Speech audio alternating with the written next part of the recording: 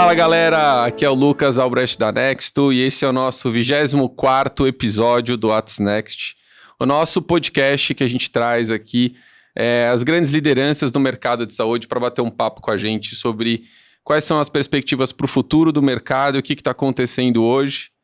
E a gente trouxe aqui hoje um convidado muito especial, que é o Emerson Gasparetto. Ele é médico, eu vou passar rapidinho pelo teu currículo, que é extenso, mas depois eu deixo para você se apresentar um pouquinho melhor. Fechado? Fechado. Então vamos lá. O Emerson é médico radiologista, com formação e residência pela Universidade Federal do Paraná. Depois foi para o UFRJ, onde fez mestrado e doutorado. Estudou MBA pelo Instituto de Pós-Graduação em Pesquisa em Administração, COPEAD, da UFRJ também. E mais recentemente concluiu o programa de Owners and Presidents Management da Escola de Negócios de Harvard. Então, acho que passou um pouco pela jornada de médico, executivo, professor e agora, acho que encerrando esse programa no OPM, tem muita bagagem, eu acho que tanto acadêmica quanto profissional. Então, Emerson, é um prazer estar aqui contigo. Obrigado por ter aceitado o convite. Gasta uns minutinhos aí para se apresentar. Eu acho que a maior parte da galera que é a audiência do podcast já te conhece pela sua longa jornada como executivo do setor e pela relevância dos seus papéis. Mas talvez tenha alguém que ainda não te conheça, então gasta uns minutinhos contando um pouquinho da sua jornada, das suas escolhas acadêmicas e profissionais. E aí a gente começa nas perguntas, pode ser? Show. Valeu. Lucas, super obrigado. Obrigado pela oportunidade, é um prazer estar aqui com vocês. A medicina foi uma escolha da minha vida. Assim, desde muito cedo na minha vida, eu entendi que medicina era meu caminho, muito porque eu sempre tive um prazer muito grande de ajudar as pessoas, né? Desde muito pequeno, minha mãe falava que eu queria ser médico para ajudar a salvar a vida das pessoas. Porque quando eu nasci, eu tive um problema grave de saúde, cheguei a ficar em coma 30 dias logo depois que eu nasci. E não sei se isso teve alguma influência, porque minha família sempre me falava muito sobre isso. Eu sei que medicina era a minha escolha e eu morava numa cidade muito pequena, no interior do Paraná. Uhum. Tive que sair muito cedo, com 14 anos de idade, da casa da minha família, dos meus pais, para estudar em Curitiba, para poder me preparar para a faculdade. Fiz medicina, acho que dentro da medicina, até então, e hoje eu acho que isso mudou, existia um certo passo a passo na carreira. Então, fazer uma boa faculdade, uma boa residência, uma formação no exterior e começar uma carreira acadêmica, que era algo que eu gostava. Eu gostava muito de pesquisa, né? Descobrir o que não está descoberto, né? Então, sempre gostei muito de tecnologia, então radiologia era algo... Eu fiz residência em 2001, então era algo... A ressonância tinha pouco mais de 15 anos no Brasil, então... fui para a área da neuroradiologia, consegui começar minha carreira acadêmica na Federal do Rio, onde foi super incrível. A Federal do Rio de Janeiro tem um super hospital escola, tem uma universidade super boa, tem um programa de residência muito bom. Pude me desenvolver na carreira acadêmica lá. E aí, em determinado momento, em que parte da minha vida estava na carreira acadêmica e parte na prática privada, houve uma fusão da empresa que eu trabalhava com a DASA, e logo a seguir eu fui convidado para apoiar essa integração, principalmente do ponto de vista de qualidade, corpo clínico. Isso foi 2011. E então foi um negócio meio assim... Um belo dia, o CEO da DASA me chamou e falou: Emerson, a gente quer que você seja o diretor médico de radiologia da DASA. Assim, mas eu não sou executivo, não tenho MBA, não tenho... E aí eu fiz essa transição, muito sofrida no início, porque todos os meus colegas eram MBA em Harvard, MBA em Stanford, formação aqui, formação lá. E eu olhava e falava assim: como é que eu vou aprender a falar com esses caras, né? A DASA a DASA foi o primeiro IPO da saúde, né? Abriu capital em 2004, então a empresa era uma empresa listada, tinha muitos desafios nessa época, passava por um início de um turnaround, mas foi muito bacana o ciclo de aprendizado, né? Então a DASA foram quase 15 anos de muito aprendizado, e aí eu acho que a questão falou, né, do MBA, do curso de Harvard, porque nós médicos a gente adora estudar, né, e obviamente que isso gera algum conhecimento, mas o conhecimento mesmo você adquire no dia a dia, na prática, no campo de batalha, e obviamente que o maior conhecimento que você adquire, o maior valor nessas interações é a rede de networking que você faz, conhece muita gente incrível. Sim. Então, essa formação, ela é muito mais a necessidade que eu entendo que todo médico tem de continuar sempre estudando, aprendendo, mas o desafio de uma carreira executiva numa empresa, né, eu saí da DASA com hospitais de oncologia faturando quase 10 bilhões, 25 mil colaboradores, não tem MBA nenhum que ensina isso, não tem curso nenhum que ensina isso, então, uma história forjada muito no campo de batalha, né, e menos, na execução, né? E menos nas cadeiras da escola. Sim. Ué, a gente tem vários exemplos, né? Vários dos maiores empreendedores brasileiros, assim, nunca sentaram numa escola de negócios de fato, assim. Né? A gente tem vários casos. Isso não é uma desculpa pra gente não estudar, não tô dizendo isso, não tô advogando pra gente sair da academia. Por conta, sou um nerd de convicto, porém, eu acho que o caminho do aprendizado na prática, ele é muito rico, né, cara? Um dos caras mais brilhantes que eu conheci, um dos empreendedores mais brilhantes que eu conheci foi o Edson Bueno, né? E nessa época a gente era próximo e eu fui conversar com ele. Eu falei assim, Edson, tô sentando numa cadeira executiva da DASA, eu sou médico, eu nunca tive nenhum tipo de formação executiva, tô pensando em fazer um MBA. Aí ele virou para mim e falou assim, para que MBA? Eu sou bilionário e não tenho MBA, você não precisa fazer MBA. E engraçado que eu olho muito para isso, assim, as escolas de negócio, elas têm mudado muito porque elas têm entendido que simplesmente colocar pessoas que não passaram por aqueles desafios, que quem está ali sentado na cadeira para aprender precisa, não tem condição de passar o conhecimento. Exato. Né? Então, acho que era isso que o Edson estava querendo dizer e eu concordo completamente. Eu acho que aí você acaba filtrando e afunilando ainda mais o núcleo de onde de fato você vai ter o aprendizado e conseguir ter as reflexões que você precisa ter. O PMI, eu acho que depois a gente vai ter um capítulo para falar um pouquinho sobre isso, mas ele tenta dar uma funilada em trazer pessoas que estão mais próximas, seja, sei lá, pelo porte das empresas que estão tocando, pelo nível de senioridade. Quando eu fui fazer o meu MBA, por exemplo, eu também percebi isso. Eu tinha professor que não tinha tido o sucesso profissional que eu já tinha tido, entendeu? Que tinha passado pelos desafios que eu estava passando.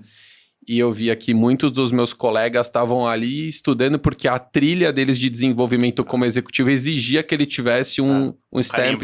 E eu estava lá para aprender e para trocar. Então, eu acho que você tem que saber também onde você decide estudar e qual que é o curso que você vai fazer em determinados momentos que está na carreira. Porque, na verdade, você vai lá só para cumprir tabela e não é o ponto, né? Total. Cara, muito bom. Ó, vamos lá. Vamos começar com algumas perguntas aqui. Eu acho que os tópicos estão bem quentes. E eu acho que para a gente aquecer os motores aqui, eu acho que você teve um tempo bastante grande na assistência, né, como médico mesmo, e depois você migrou para a carreira como executivo. Eu acho que talvez não fosse tão intencional no começo, mas virou intencional em algum momento, né? E eu acho que você tem uma perspectiva, enquanto um executivo que foi líder de um dos maiores conglomerados de saúde do país, de olhar o que a gente está vendo aí no universo da saúde, né? A saúde é um setor que a gente fala, tá sempre para quebrar, mas nunca quebra, é um setor que a gente não tem como viver sem, né? Porque o nível de ineficiência que a gente tem no setor, se não fosse absolutamente fundamental para as pessoas, é um setor já, por essência, por econômico, que já teria morrido, mas está aí, né? E eu acho que você viu isso tudo acontecendo e, assim, participou de muitas das decisões de grupos grandes, assim, interfaceou com isso. Como é que você está enxergando hoje o cenário da saúde, né? Como é que está o teu termômetro? Você está mais otimista, está mais pessimista? A gente está conseguindo evoluir nos temas importantes de, diminuir essa diferença bizarra que a gente tem nas conversas, nas negociações, assimetria de informação, desalinhamento de interesses, desconfiança geral, etc. Cara, panorama geral para a gente começar. Como é que você está entendendo o setor hoje? Eu acho que quando você olha para a saúde, né? Talvez de uma cadeira de um MBA, você olha o teu Total Addressable Market, você fala, putz, é um mercado gigantesco. Aí você olha, ou até um certo tempo atrás, até alguns anos atrás, você olha e fala assim, putz, é um mercado grande com boas margens. É um mercado que o vento a favor, ele só vem. Então, envelhecimento da população, novos tratamentos. Então, só uma tendência para ser um mercado que cresce. E aí começa uma coisa, putz, esse mercado é muito bom, vamos entrar lá. Só que aí o negócio é um pouco mais complicado que isso, né? Acho que a primeira coisa, quando a gente olha as indústrias, né, a medicina, ela vinha como um sacerdócio / pequenos negócios tocados por médicos até poucos anos atrás. E, de repente, a gente começa, né, uma transição para um negócio mesmo, para uma indústria, para um setor. E se a gente olhar, o primeiro IPO da saúde foi em 2004, foi da DASA. São 20 anos. É nada em tempo histórico. Então, essa transição de negócios tocados por médicos e arredores, né? Famílias de médicos, mas um negócio mais familiar e pequeno, o dono do hospital que montou uma clínica, que virou um hospital e que ele está tocando o hospital, mas ele é médico também, ele opera e tal.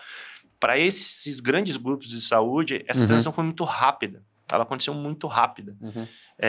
Num espaço muito curto, ali de 2004 até 2021, a gente teve vários IPOs na saúde. Então, mercado, as empresas começaram a acessar o mercado de capitais, houve um crescimento muito grande dessas empresas, fusões e aquisições ultra aceleradas, mas a questão é, número 1, não acompanhou-se desse crescimento, primeira coisa, a formação de pessoas. Então, hoje, quando se vai olhar, você contratar um bom diretor de hospital, um bom CEO dentro da saúde, não é simples, porque não deu tempo ainda de vir um ciclo de formação dessas pessoas, né? Então, esse é um ponto para mim crucial. Segundo... E não tem como importar, né? Porque as realidades locais... É totalmente diferente, né? E o que a gente tentou fazer? Trazer pessoas de outras indústrias. Putz, é muito mais complexo. A saúde, né? Para um líder na saúde, eu falo que ele tem... Quais são as particularidades de um líder de uma empresa de saúde? Primeiro, não existe liderança em saúde sem propósito. Não existe. Você cuida de pessoas, todo dia. Então, não tem como. Segundo, um erro pode custar vida. Veja, recentemente lá no Rio teve aquele caso lá de redução dos exames de controle lá de um laboratório que resultou na contaminação de vários pacientes com HIV. Então, um erro pode custar muito caro. Na saúde, o cenário, você tem que sempre ter uma visão de médio e longo prazo. Você não faz um investimento e retorna no trimestre seguinte. Isso não é fácil. Você tem que liderar times de ultra especialistas. Isso é completamente diferente. É outra ciência você liderar super especialista. Super especialista você não manda, você não chega e fala para o médico, vá fazer isso. Você não tem hierarquia técnica sobre ele. Ele vira e fala, não vou fazer, e pronto. Então, tem algumas complexidades desse líder da saúde que isso vem acontecendo, vem amadurecendo. Então, para mim, esse é um ponto que torna complexo isso. Mas, para mim, a maior complexidade do setor de saúde é o desalinhamento de interesses, né? Eu tenho uma amiga que ela era CEO de uma operadora de saúde, e ela está me falando, ela falou assim, Emerson, o mercado é muito louco, porque se num trimestre eu faço o resultado como operador, você provavelmente não vai fazer como hospital, então você vai apanhar do mercado, no outro você faz, aí você vai bem e eu vou apanhar do mercado. Então, existe um desalinhamento de interesse que de toda a cadeia. E isso é muito complicado de você acertar. Então, por isso que, para mim, esse é o principal ponto de a gente ter entrado aonde a gente entrou, de de crise no setor como um todo. Obviamente tem as questões macroeconômicas, que também, né, você pegar no momento que está todas as empresas crescendo, investindo, acelerando, com juro de 2%, 3%, e você salta para 13%, acabou, né? Não tem empresa que suporte isso. Então, sem dúvida, o macroeconômico ajudou.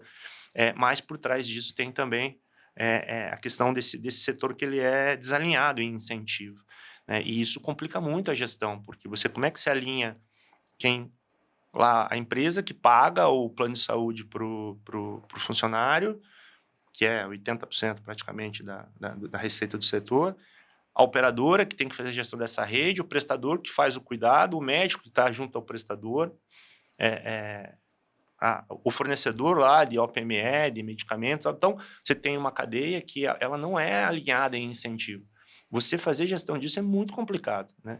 E quem está no meio disso sofre, porque, né, quando a crise vem, o aperto vem, ele afeta a cadeia como um todo. Cara, eu anotei vários pontos que você trouxe aqui. Você falou um pouco sobre essa transição ter sido muito rápida, né? E um dos fatores ter sido a gente não ter formado uma liderança capaz de fazer essa transição de negócios que eram tocados num regime mais baseado na intuição, talvez, né? No bom senso. A gente trouxe aqui o Ricardo, que é um médico também, que vendeu a Genera para a DASA, né? E ele estava falando, cara, eu como médico achava que a administração era bom senso. Até eu, de fato, entrar no dia a dia, montar um negócio e ver que eu precisava estudar esse troço. Então, de fato, essa transição aconteceu muito e foi, né? É rápido.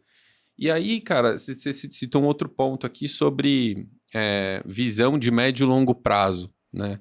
Normalmente não converge muito estratégia curto-prazista dentro da saúde, porque os ciclos de criação de valor, eles demoram um pouco para maturar. Estou entendendo que você está dizendo mais ou menos isso. Como é que daí, nessa transição em que negócio, vamos lá, pegar a DASA que estreou na Bolsa de Valores como empresa de saúde e depois abriu a avenida para outros players fazerem a mesma coisa. Como é que a gente educa um mercado de capitais, o mercado financeiro que está acostumado a precificar a atuação em função dos resultados trimestrais, para eles entenderem que um business de saúde a gente precisa olhar no longo prazo. E não necessariamente numa visão trimestral. Como é que você passou por isso, né? Como que se alinha isso com o mercado? Acho que o primeiro ponto se o setor é um setor novo para todo mundo, inclusive para os investidores. Uhum. Tem gente que ainda não entendeu o que aconteceu, por que as empresas perderam 50%, 60%, 70% de valor de mercado num período de 1 ano, 2 anos, pós-pandemia, né? As pessoas não entendem o que aconteceu, o que aconteceu. Então, esse conhecimento que em outros setores, né, varejo, óleo e gás, que são setores mais antigos, os próprios investidores têm mais conhecimento, os analistas conhecem mais profundamente, então eles conseguem analisar o negócio com maior profundidade e está do lado, ele está investindo na empresa, ele está do lado da empresa para ajudar a empresa a crescer. Na saúde isso é mais complexo, porque a saúde tem uma imaturidade em gestão bizarra. Assim, quando a gente vai pegar outras indústrias e vai olhar a gestão de processos, e vai olhar gestão de receita, e vai olhar a gestão de custos, é outro patamar versus a gente tem na saúde. Então, a gente tem uma imaturidade de gestão dos negócios por isso, por ser um setor ultra complexo e que nos últimos anos vem amadurecendo. Faltam lideranças. E aí você vem um investidor que está acostumado em pegar lá os resultados, as demonstrações financeiras e planilhar e ver o que vai acontecer. E quando chega na saúde, não é bem assim, né?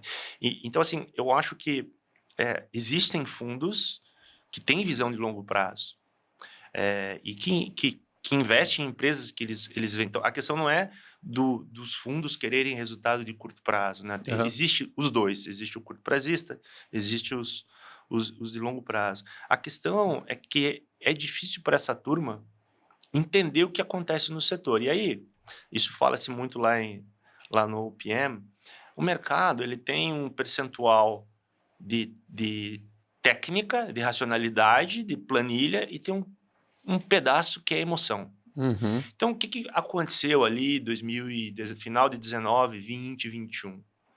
IPO da Redditor, super IPO. Fusão GNDI e Apvida, super fusão. DASA faz um re-IPO, Mater Dei faz IPO. Então, a gente estava num momento de quase que excitação no mercado, e todo mundo entrou muito forte no mercado, né? Não lembro, acho que a oferta da Redditor teve 10, 12 vezes o book. Caramba. Assim, bizarro, né? Então, teve um vamos dizer assim, emocionalmente muito acelerado. Da mesma forma que o mercado emocionalmente às vezes acelera, emocionalmente às vezes ele tira o pé. Sim. Que é o que está acontecendo agora, ou o que aconteceu agora nos últimos anos. Então, da mesma forma que eu lá preciso alocar dinheiro em saúde, eu vejo as empresas, nossa, mas que espetacular. Em 2021, entre as 10 famílias mais ricas do Brasil, a gente tinha 3 ou 4 da saúde. Então, lembra da história do Jorge Paulo Lemann, por que ele investiu em cerveja, né? Que ele olhou as famílias mais ricas da América Latina, tinham várias de cerveja. Então, esse business é bom. Então, é bom. E da mesma forma que o mercado teve essa emocionalidade pró, essa emocionalidade veio contra. E é impressionante, porque você conversa com o mercado, às vezes assim, o que está acontecendo? Então, muita gente perdeu muito dinheiro. Sim. Você imagina, não tem nenhuma empresa que fez IPO ali naquela última janela de 21 que não está no mínimo 50% abaixo do valor daquela época. Então, você imagina quanto dinheiro essa turma perdeu. Então, o que o mercado fez agora? Retraiu para a saúde. Então, tipo assim, mas espera aí, deixa eu entender melhor. E aí, porque a questão do médio prazo, curto prazo, longo prazo, eu acho que se você tem um bom negócio, que ele tem o seu médio prazo, seu longo prazo, se você consegue explicar qual é a racionalidade e o que você está vendo para o seu negócio, mesmo que ele seja um negócio de um ciclo mais longo, você vai ter quem aporte capital e queira investir no seu negócio. A questão é que a turma ficou um pouco perdida, porque talvez numa emoção do efeito manada, vamos, aí, perder 50% em 6 meses do investimento grande no IPO, sim, e dali para frente só piorar e não melhorar até agora, deixa o mercado arredio, né? Então, eu falo assim, a gente nem tinha múltiplos tão bons quanto eram naquela época dessa janela de 21, mas também não são tão ruins quanto é agora. Como está agora. Se você olhar o valuation das empresas... Então, normalmente 7 vezes e meio EBITDA, né? Quando tá. E você olha, provavelmente os ativos da empresa tem mais valor só do que o seu market capital, né? Então... O P sobre PL tá mais baixo do que... Então, eu acho que é isso, que o médio prazo e o longo prazo, se você tem um negócio que tem previsibilidade, que o mercado consegue entender esse negócio, e que você consegue mostrar que você está evoluindo na gestão desse negócio, que você tem boas pessoas, mas que o caminho é esse, ok.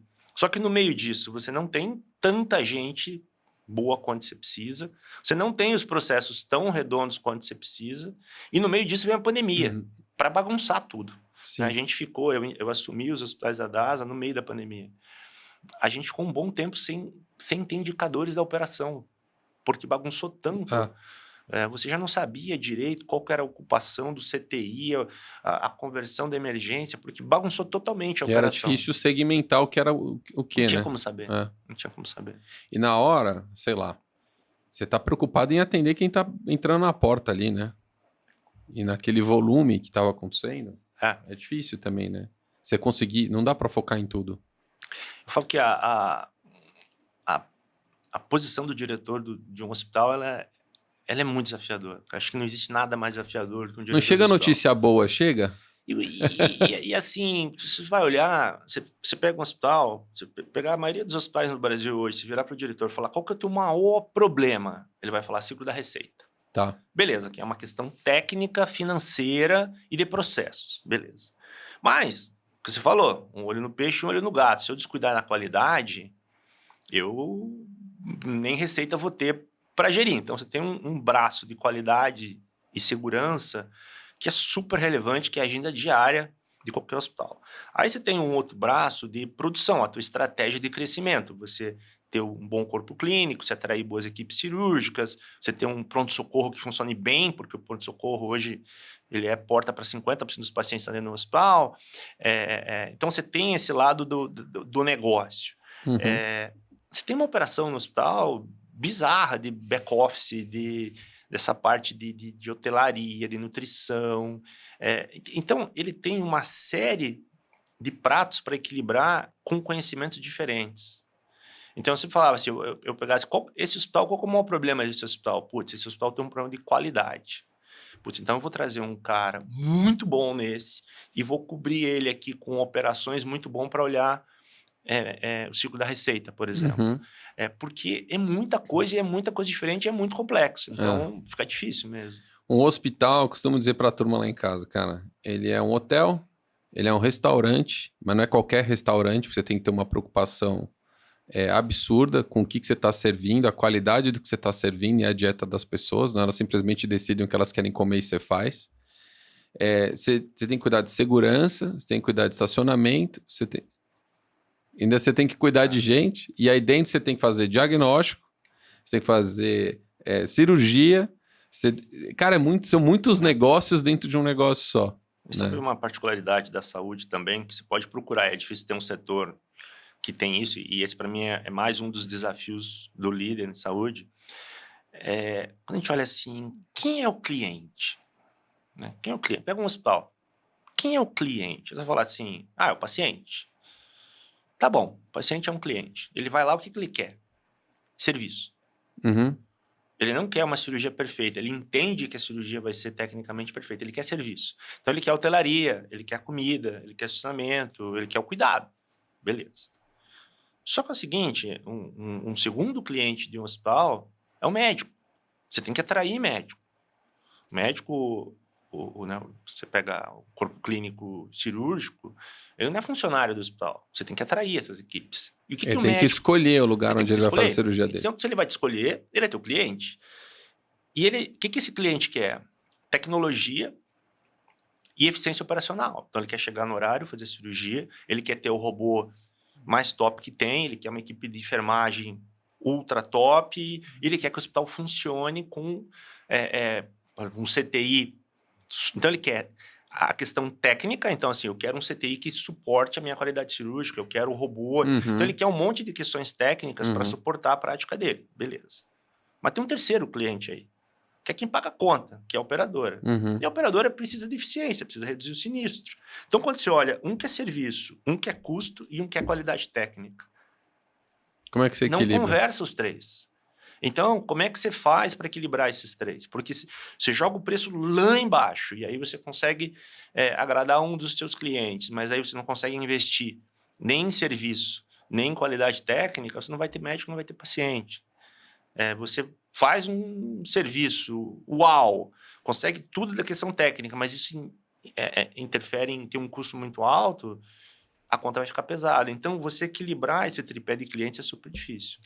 É um dos pontos, né? O segundo ponto que você trouxe aqui, que tem a ver um pouco sobre o desalinhamento de interesse dos agentes, né? Eu acho que isso dentro do ambiente hospitalar está muito claro, você deixou isso muito bem descrito. E existe também na cadeia, né? Porque ainda você tem a indústria, você tem, como você falou, a operadora, tem um prestador de serviço, mas tem um monte de outros players que estão dando suporte a essas operações, né? E aí, cara, assim, esse é um problema que não é de agora. E a gente não vem resolvendo ele bem. Você falou, cara, a gente está num cenário de cobertor curto, não tem dinheiro para poder fazer isso tudo. Se eu cobrir a cabeça, eu descubro os pés e vice-versa. E aí você comentou, para a operadora ter resultado, você vai ter que espremer o resultado do prestador. O prestador não vai conseguir pagar essa conta, tem que ficar, sei lá, vendendo almoço para pagar a janta, que é o que muito está fazendo para poder equilibrar o ciclo da receita. A gente tem mesmo, 80% dos nossos clientes, hoje a gente tem um pouco mais de 1.100 clientes, são hospitais. E a gente teve que criar dentro de casa uma estrutura para fazer cobrança que a gente não teve anos atrás. E aí, se a gente pegar, sei lá, período de pandemia, pós-pandemia, a gente tem um comportamento meio que padrão de boa parte dos prestadores de serviço, e aí não estou culpando eles, mas é porque eles também estão pressionados pela fonte pagadora, eles não conseguem equacionar o caixa. E aí eles acabam repassando para o terceiro deles, para o fornecedor, que é o nosso caso. Que a gente é pedalado às vezes em 30, 60 dias. Então também cabe a gente administrar o nosso fluxo de caixa, mas entendo também que o prestador de serviço ele consegue repassar para alguns e para outros não. Então todo mundo acaba sendo em algum momento mais pressionado, aí no próximo o cara vai morrer, se o cara depende, ele solta um pouco, desaperta o cinto para o cara respirar. E, cara, como é que assim, a gente começa a organizar isso daí? Eu acho que a gente falou antes, né? Em geral, generalizando um pouco, mas se uma operadora está dando muito resultado, existe uma tendência do prestador não e vice-versa, né? De forma geral. É uma cadeia, né? A empresa paga a operadora, que paga o prestador, que paga o seu fornecedor. Meio de soma zero, né? O que vinha acontecendo aqui, né? Existia um equilíbrio instável aqui, sabe? Eu lembro das conversas que a gente tinha em comitê executivo, em conselho, na DAS, em 2013, 14, sobre, tipo assim, uma hora esse negócio vai ter problema, né? Vai ter problema. O problema chegou. Agora a gente chegou, né? Então, acho que o rebote que a gente teve pós-pandemia no resultado das operadoras forçou-os a buscar eficiência. E parte dessa eficiência veio em cima da pressão dos prestadores. A gente viu relatórios da ANAP, bilhões em recebíveis sendo segurados, etc. Beleza. O que acontece, né? Então, tem muita gente que olha e fala assim, mas agora a coisa está melhorando. Então, vai ficar melhor para o prestador, porque o resultado da operadora está melhorando. Eu discordo disso. Por quê? Legal. Se a gente olhar historicamente, e novamente, fazendo uma média aqui, tirando as operadoras verticalizadas. A margem média, isso que me falou foi a CEO de uma operadora também. A margem média de uma operadora, em condições normais, aí pré-pandemia, 8%. Margem EBITDA, 8%. A margem de um prestador varia um pouco mais para diagnóstico, hospitais, etc., mas ao redor de 20%. E a margem do fornecedor, mais para 30%, 40%. Então, assim, 8, 20, 30. O elo fraco de margem aqui sempre foi a operadora. E os resultados são públicos, né? Então, essa pressão que ajudou a resolver, essa pressão que veio em cima do prestador, que ajudou a melhorar um pouco o resultado das operadoras, eu não consigo ver numa situação que melhora o resultado, assim, não, agora eu vou relaxar e eu não vou mais apertar você em recebíveis. Não vai acontecer. Vai continuar. E o que o prestador, que nunca fez a gestão no nível que precisava com os seus fornecedores, pelo menos na média, algumas empresas são incríveis nisso, mas na média, no setor, Brasil, sai de São Paulo, olha, assim, ele começou a ter que fazer esse processo de apertar aqui também, né? Então, eu não vejo volta para isso, né? Então, dito isso, qual que eu acho que é o caminho que vem se desenhando? Não adianta eu ficar lá com um prestador, operadora, o prestador brigando, não. Porque, putz, glosa, procedimento que não é necessário, cobrança de OPME que está errada, e vai e volta, e vai e volta, e vai e volta. A minha visão nisso, tipo assim, na DAS a gente sempre tentou fazer o que é o correto. A gente tinha carta branca para fazer o que era correto. Então, se eu recebia lá uma ligação de uma operadora que a conversão do pronto-socorro do hospital tal não estava ok para aqueles padrões, eu falava assim, tá bom, vamos sentar lá, vamos conversar, vamos ver, vamos olhar, vamos auditar as conversões. Só que assim, é conversa de maluco muitas vezes, porque as informações não são compartilhadas, não há interesse que sejam compartilhadas. Então tem uma obscuridade aqui das informações que fica difícil de Então, assim, por exemplo, glosas. Vou melhorar aqui meu ciclo para melhorar meu recurso de glosa. No mês seguinte surgem novas causas da glosa. Sim. E do lado da operadora, putz, eu vou apertar aqui. No mês seguinte, o cara descobre uma forma de dar a volta por aqui. Então, esse desalinhamento da cadeia é muito ruim. Por isso que eu só vejo um caminho, que é alinhar essa cadeia. E aí, quando a gente olha, olha o tamanho que se tornou GNDI Apvida. Né? Maior operadora de saúde da América Latina. Gigante, né? Verticalizada.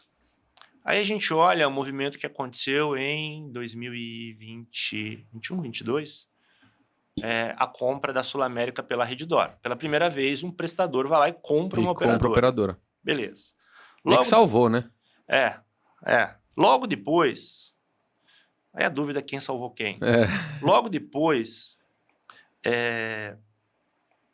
anuncia-se a joint venture Beneficência Portuguesa, Bradesco e Fleury para oncologia. Novamente, você está alinhando o hospital, o diagnóstico e o prestador. Oncologia. Mais recentemente, Bradesco anuncia uma joint venture com Redditor para a construção de alguns hospitais. Fez agora com o Mater Dei também, né? Aí com o Mater Dei. Aí DASA anuncia uma joint venture com a Amil para os seus hospitais.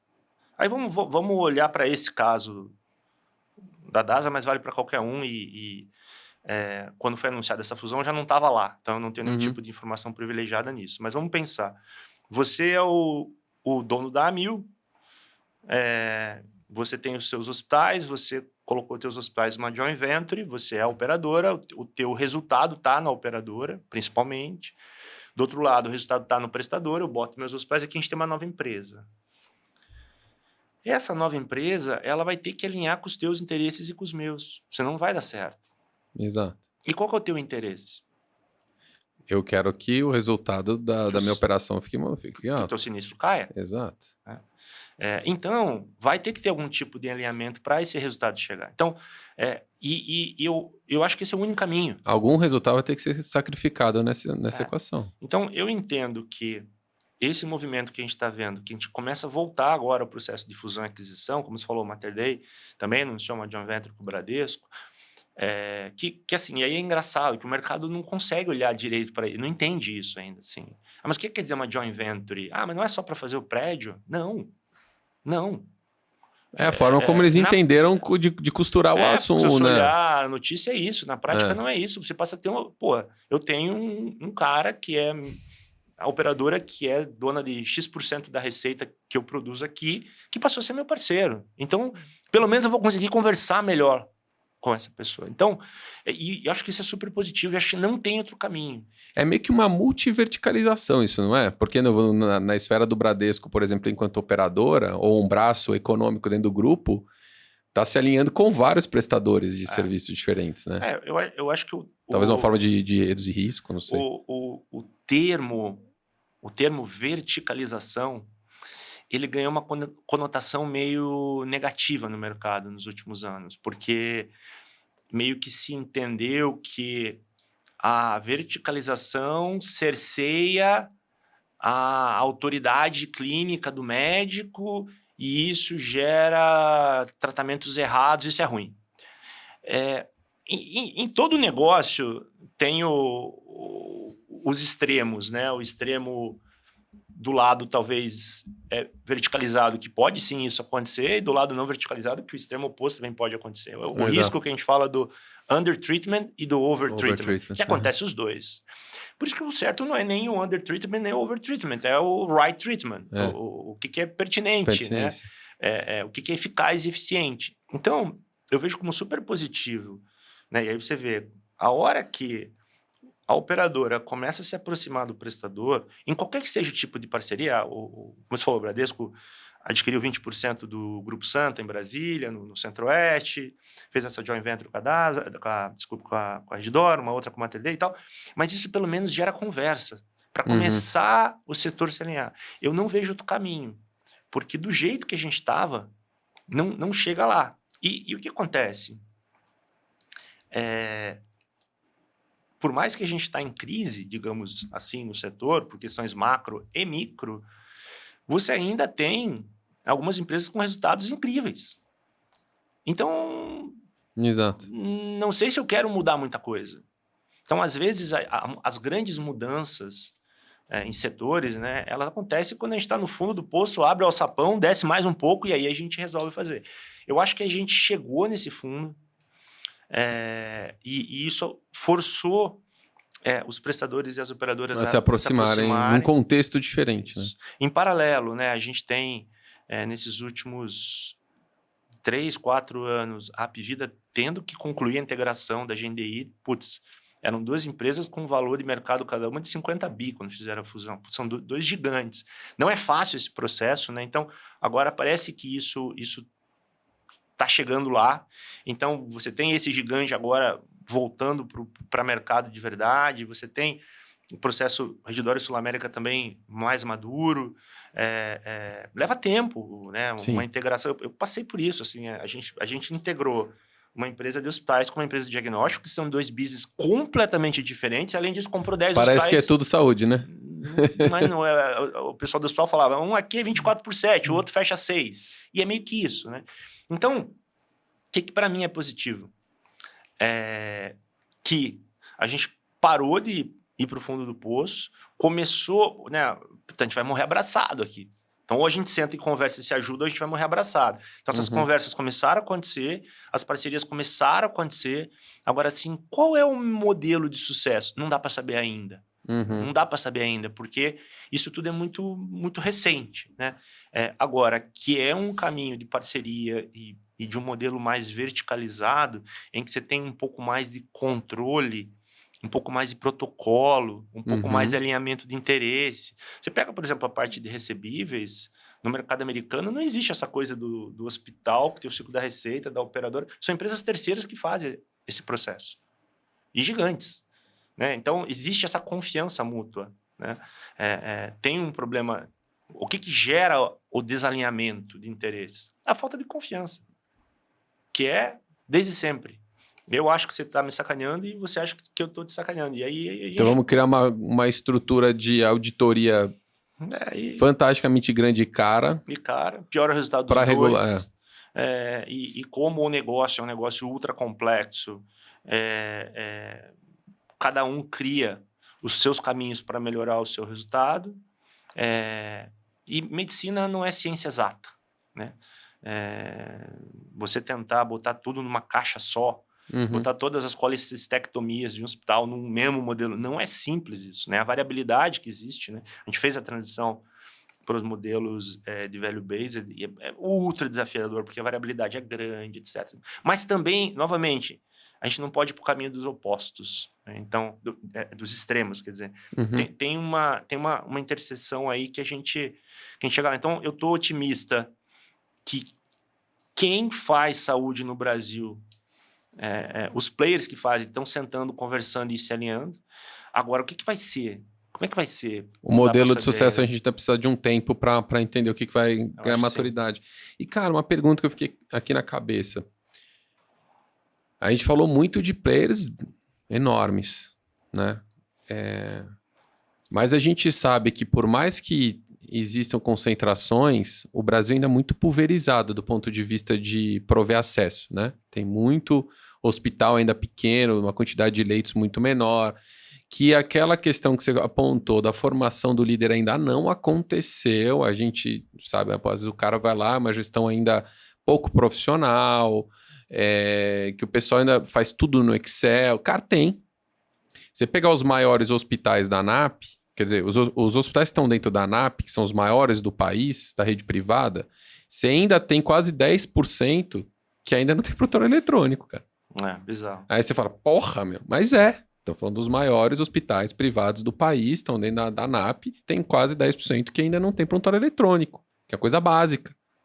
Agora, se você sai do universo da ANAP, que tem, sei lá, não tem 200, cara, a quantidade de outros hospitais que tem aí fora, e a gente anda pelo Brasil todo, a gente vê que tem uma diferença bizarra de gestão, de capacitação, de processos básicos, cara, a gente fala tem área de suprimentos de hospital, que é onde com a galera que a gente lida direto, que acha que o superpoder é ter um super estoque. E aí compra demasiadamente, não faz gestão de validade de produtos. Se a gente pegar estoque, é 20% do gasto de um hospital. Você pegar mate, medicação, etc., OPME, cara, uns 20%. Então, assim, cara, você não faz uma gestão de 20% de todos os gastos do hospital, como é que você faz gestão do resto? Né? Então, assim, O que vai, assim, na sua visão? Acho que a gente colocou bastante luz sobre os grandes grupos, como essa conversa está acontecendo, como estão se organizando. E esses pequenos, essa galera vai morrer? Eles vão começar, de alguma forma, a ser...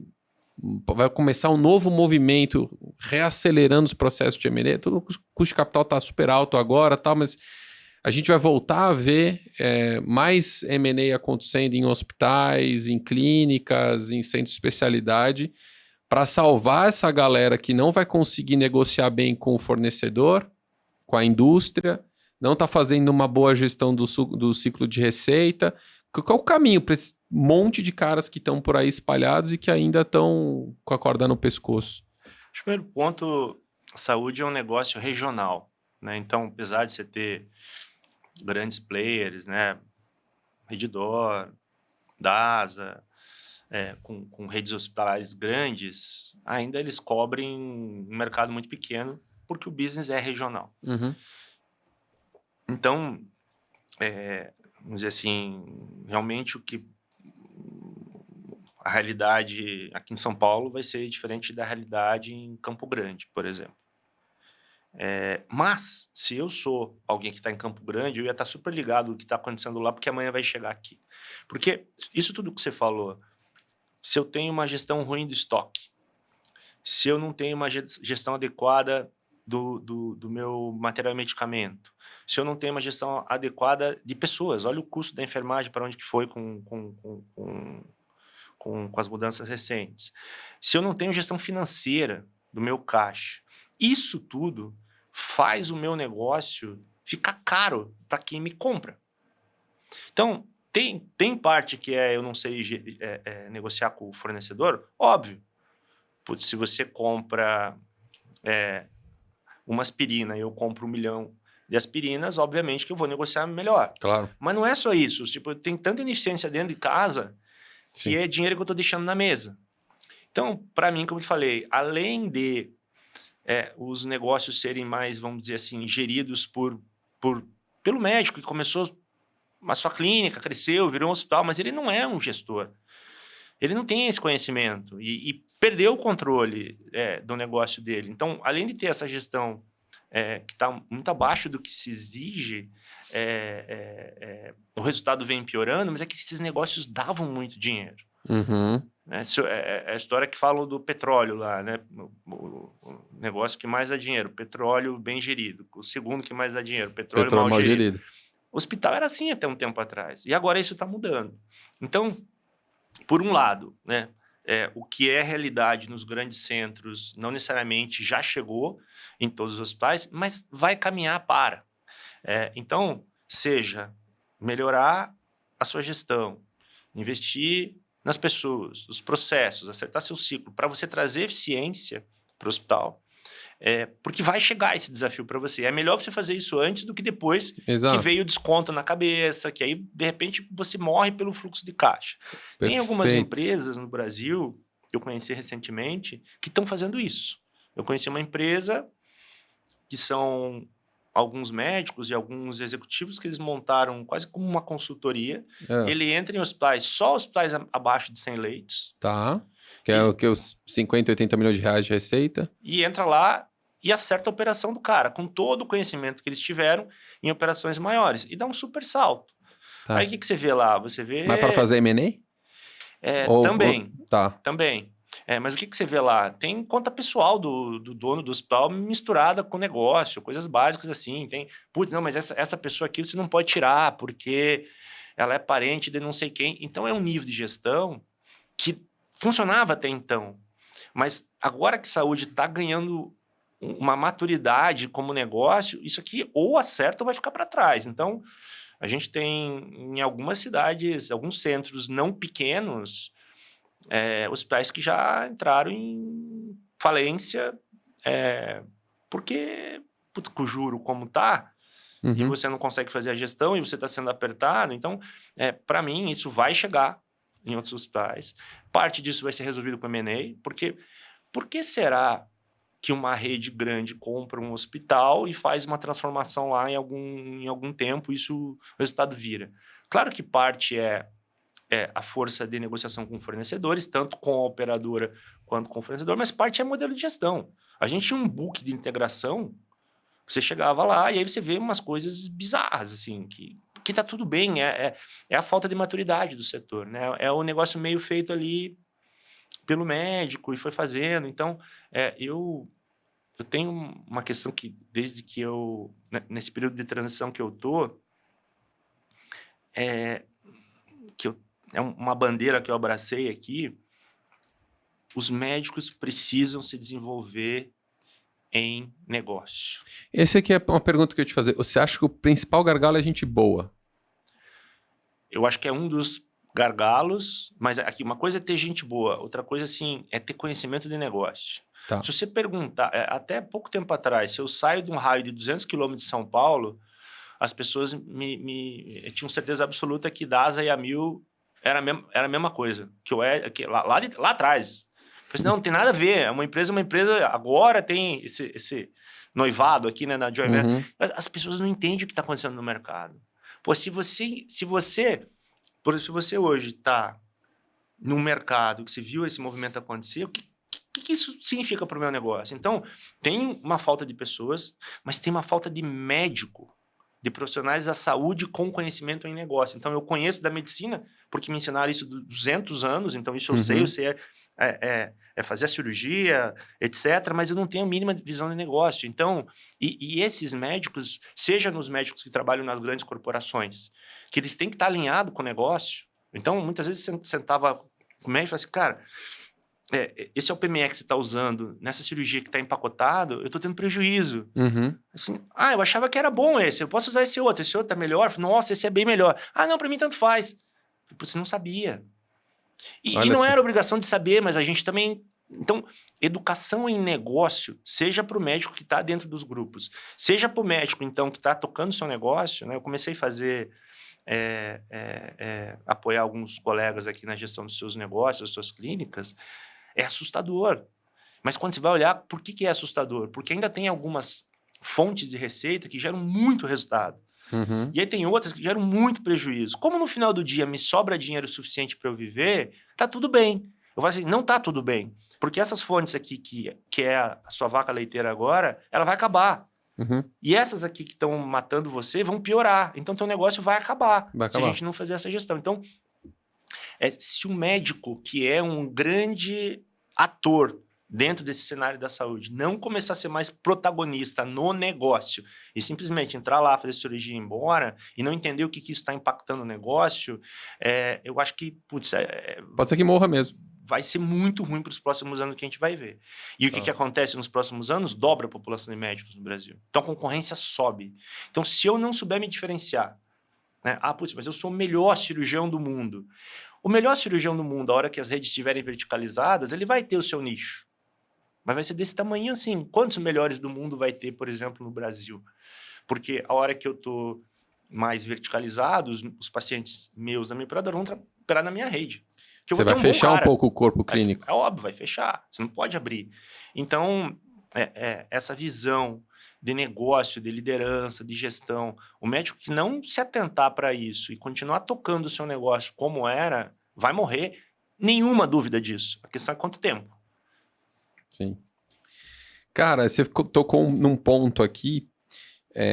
Cara, a minha cabeça tá fritando aqui, tá muito... Cara, eu tinha uma expectativa já para essa conversa, mas tá sendo superada, assim... Que isso, obrigado. Cara, você falou um pouquinho sobre executivos, assim, o mercado para tentar acelerar o processo de profissionalização da linha executiva começou a trazer profissionais de fora da saúde, que é um bicho completamente... A gente acabou... A gente abordou isso por vários ângulos aqui. É muito diferente de muitas indústrias. Nem fazendo juízo de valor se é melhor ou pior, mas é diferente, é complexo para um cacete. Como é que é a tua visão hoje, com a experiência que você viveu? Isso deu mais certo do que errado ou deu mais errado do que certo? Olha, eu lembro quando eu cheguei na DASA, eu entrei no comitê executivo da empresa. Como eu te falei, tinham vários executivos incríveis, até de empresas de alguma forma relacionadas à saúde, como, por exemplo, fornecedores de equipamentos, mas não de gestão de clínica, imagem, laboratório, que é o core business, né? E quando eu cheguei, eu lembro que na época o Marcelo Noll, que era o CEO da DASA, eu falei, Marcelo, mas o que eu vou fazer lá, cara? Porque só tem executivo, cara, eu sou médico. E ele falou exatamente isso que a gente precisa. Beleza, aí eu cheguei lá. Quando eu olhei, o que eu percebi? Você tem um mindset totalmente diferente do mindset do médico. Totalmente diferente. Eu olhava para aqueles caras e falava assim, caramba, que coisa bizarra, esses caras são muito loucos. E provavelmente eles achavam a mesma coisa de mim. No podcast, o Médico Empresário, fazendo um jabá aqui. Aliás, deem uma olhada lá que os conteúdos estão muito bons. Tem no episódio da Giane, CEO do Fleury, ela fala muito disso, assim, que eles misturam médico e executivo. Só que qual que é a tendência? Eu vou te falar o perfil do médico. Você colocava o Emerson lá e você colocava eu lembro que tinha um diretor comercial, que era o Ricardo Mello, que era um super negociador, um dos melhores comerciais que a gente... Mas eu olhava para ele e falava assim, cara, esse cara é muito louco, porque ele não entende nada de medicina, não entende nada do negócio. E o que em geral acontece? O médico olha e fala assim, você não entende nada do meu negócio. Toma aqui meu CRM. Pá, quem manda sou eu. Do outro lado, você tem um cara que fala assim, puta, esse cara não entende nada do negócio, ele não entende de medicina, mas ele não entende de negócio. E aí começa um conflito. O que eu fiz naquela época? Eu olhei, falei, bom, esses caras, se eles estão aqui, burros eles não são. Uma empresa do capital aberto, todos super bem formados, tal. Mas existia um desequilíbrio no pêndulo entre negócio e medicina. Né? Okay. Então eu falei assim, putz, para mim é mais fácil entender o mindset deles e o jeito de pensar deles e aplicar na saúde do que eu tentar ensinar medicina para esses caras. Vai levar mais tempo. E a gente foi fazendo essa parceria. A gente foi fazendo... Tipo, eu lembro a gente conversando, o Ricardo ia sentar para fazer um reajuste. Eu falava, Ricardo, preciso de ajuda aqui. Ele, putz, mas e se eu te ajudar aqui? Então, o que acontece? Existe uma falta de respeito, em geral, pelos executivos médicos e não médicos. O que acontece? Como todo mercado, se eu estou numa dificuldade, eu trago, né? Você pega lá, eu tinha meu hospital estava indo bem, de repente comecei a perder o controle. Eu trago um cara bom de outro setor, porque eu não preparei ninguém dentro do meu setor. Aí tô falando empresas menores, né? Quando você olha empresas maiores, você pega o Mater Dei, você pega a Redditor, os shows foram preparados dentro de casa, né? Então eu trago um cara de fora. Mas esse cara veio de óleo e gás. E ele não entende nem de onde começa. E aí, imagina o cara nessa situação. E aí, ou ele vai com tudo e faz besteira, ou ele fica refém. E daí ele não manda nada. E ele não manda nada, porque fica dando carteirada nele. Né? Então, se você olhar para mim, sem sombra de dúvidas, as pessoas com formação técnica em saúde, médico, enfermeiro, essas pessoas têm um nível de conhecimento muito maior do negócio, do que está sendo feito lá, mas aí eles têm o conhecimento do negócio, não, o conhecimento técnico, mas eles têm dificuldade no conhecimento de negócio e no conhecimento de gestão, então ele não é um cara para estar lá, e do outro lado você tem um cara que pode ser um super CEO de uma empresa de oil and gas e que chega lá e não sabe por onde começar a fazer. Então a gente está nesse meio desse caminho em algumas situações. Então, para mim, novamente, investir na formação. A gente fez isso muito na DASA, criou programas de desenvolvimento de líderes dentro, porque se eu consigo ter bons caras com conhecimento técnico, eu falo assim, eu tenho um amigo que tem formação em finanças, e putz, essa ficha caiu para mim há pouco tempo atrás, em que ele estava me ajudando em alguns projetos, e aí eu virei para ele e falei assim, ele é do mercado financeiro, eu falei, cara, incrível, cara. A gente, como médico, foi treinado para mitigar o risco à vida. Sim. Então, o que você falou, na hora que você está no pronto-socorro e chegou um cara todo arrebentado, você automaticamente vem as tuas siglas, o que você tem que pensar e você vai salvar a vida. Um cara que foi treinado no mercado financeiro, ele mitiga o risco financeiro. E, obviamente, a gente está vendo pelo resultado das empresas que os dois são importantes. Só que o que eu acho que a gente está acontecendo agora, um pouco, em alguns negócios, um pouco de pêndulo. Então, eu estou indo muito para o lado, assim, agora o resultado está muito ruim, eu tenho que ir com tudo. Essa conta vai vir. Mas também o oba-oba, que eu sou médico, eu sou técnico, eu entendo desse negócio, vai quebrar o negócio. Vai quebrar o negócio. Então, novamente, os médicos precisam entender que eles precisam evoluir na formação em negócio, em gestão, em liderança para... Tudo bem, porque ele pode trazer alguém do mercado, mas ele consegue ajudar a pessoa, e não traz e põe na cadeira lá e fala, vai, e aí dá conflito no podcast também do Salomão do Zop. Eles são incríveis, né? Os caras são brilhantes. Eles falaram, chegou um momento que a gente percebeu que a gente não tinha mais condição de tocar o negócio. A gente trouxe um executivo do mercado. Acho que deu 6 meses, ele falou assim, cara, o cara quase quebrou a empresa, a gente teve que voltar. E aí eles falaram assim, mas é que a gente abandonou o cara lá também. Largaram o cara, aí falou, agora toca a gente trouxe aí. um outro cara e ficamos mais perto, ajudamos ele acho que foi o Zop que falava para o CEO, todo dia você acorda e fala assim, papai do céu, obrigado por eu trabalhar numa empresa de saúde, porque saúde é muito legal, mas eu tenho que entender que numa empresa de saúde existe médico, e se eu não souber lidar com médico, eu não vou conseguir tocar esse negócio. E aí eles conseguiram fazer uma transição bacana.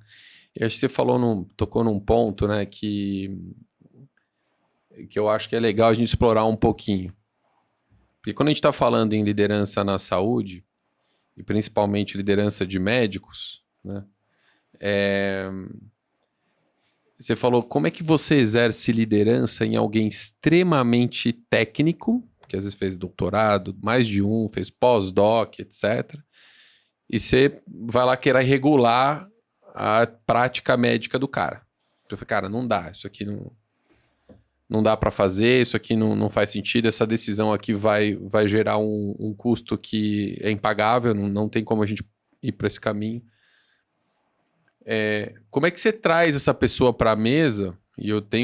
Cara, pô, você tem toda a sua jornada, fez mestrado, doutorado, estudou negócio, assim, cara, mesmo assim, eu imagino que deve ter sido desafiador. E a gente sabe que na profissão médica tem uma questão da vaidade, do ego, que também acontece, né? Como é que é lidar com isso e que dicas que você pode dar para quem está vivendo esse desafio no dia a dia? Porque, cara, você exercer liderança e tomar as decisões difíceis e com um grupo de pessoas que são extremamente questionadores e pode simplesmente, tô fora. Você falou, e tem uma questão que complica essa situação. Você falou, se eu não sou verticalizado, ou mesmo as verticalizadas, porque tem muitos que ainda não conseguiram fechar o corpo clínico, cara, como que eu faço? Se eu preciso da receita que esse médico está trazendo, porque está escolhendo a minha assistência, quer dizer, a minha prestação de serviço para confiar os pacientes deles. Como é que é lidar com isso no dia a dia, cara?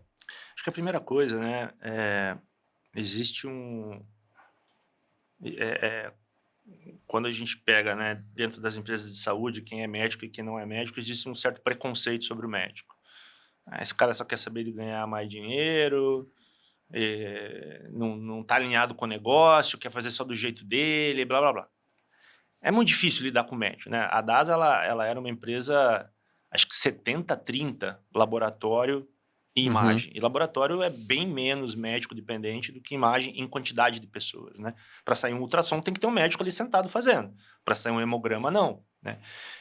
Existem os protocolos. Então, quando a gente começou a crescer o lado do business de imagem, a gente começou a aumentar muito o corpo clínico médico e trouxe essa complexidade para dentro de casa, né? Uma coisa que eu descobri muito cedo, né?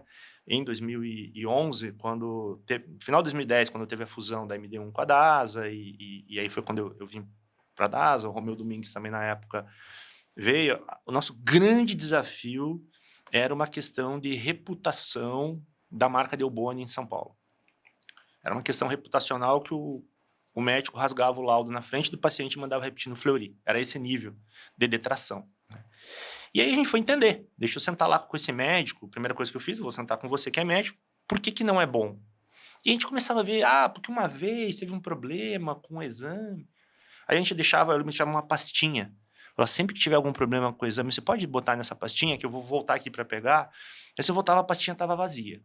A primeira coisa que eu entendi era uma questão muito mais reputacional do que técnica. Beleza. Mas aí eu fui perceber que um dia eu sentei com um médico e eu falei, cara, você é meu amigo, o que está acontecendo? Por que tem essa questão? E ele falou assim, que tem um colega meu que trabalha lá com vocês, que ele me contou que ele ganha por produtividade, então ele não está nem aí para qualidade. Aí eu falei, caramba, cara, a detração tá dentro de casa. Os nossos médicos estão detratando a gente. Então, em vez de olhar para fora, eu preciso olhar para dentro. E aí a gente começou a trabalhar muito a questão de para dentro. E não era questão de remuneração. A remuneração era mercado, mas era a forma de tratar os médicos, o respeito. Não podia ter crachá, não podia ter um cartão para entregar para o paciente, para o médico, não podia ter o logo do negócio, questões de trabalhista, enfim. Então, a gente começou a virar, quando a gente começou a trabalhar a qualidade e o cuidado ao corpo clínico dentro de casa.